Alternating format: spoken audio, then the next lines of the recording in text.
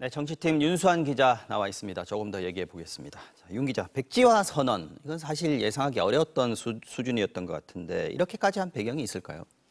네, 일단 오늘 여당의 당정 협의는 아까 보셨듯이 민주당 의원들의 양평 현장 방문 30분 전에 이뤄졌습니다. 네. 그 내용도 보면 야당의 의혹 제기를 하나하나 이렇게 반박하는 게 그 주된 내용이었는데요. 네. 회견 내내 말을 좀 아꼈던 원희룡 장관이 마지막에 사업 백지화를 선언했습니다. 네.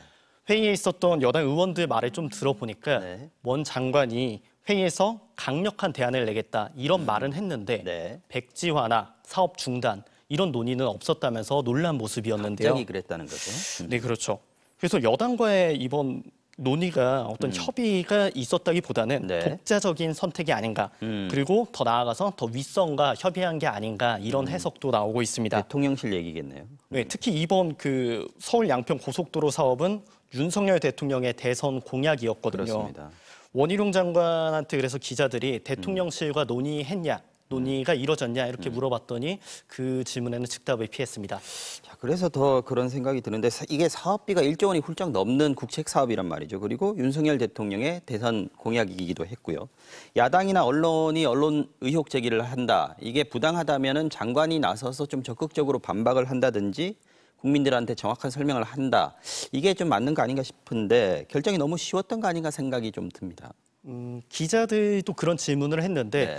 오늘 원희룡 장관은 이런 발언을 했습니다. 먼저 들어보시죠. 네. 저의 정치 생명과 장관직을 걸었지 않습니까? 민주당은 민주당 간판을 거십시오. 이재명 대표 민주당 간판 걸고 붙읍시다.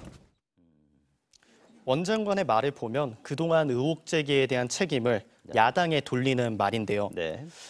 그럼에도 이제 필요가 있어서 추진된 사업인데 사업 무산으로 인한 피해는 주민들 그리고 그동안 들어간 예산을 감당했던 국민들이 지게 됐습니다. 네.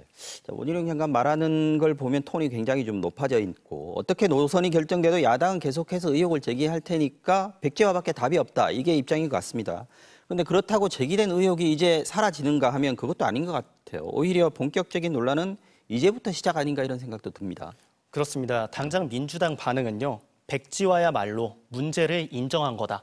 이렇게 말을 했고요. 네. 반면 정부는 음모론을 계속 제기한 민주당에게 이제는 적극적으로 대응하겠다는 입장입니다. 네.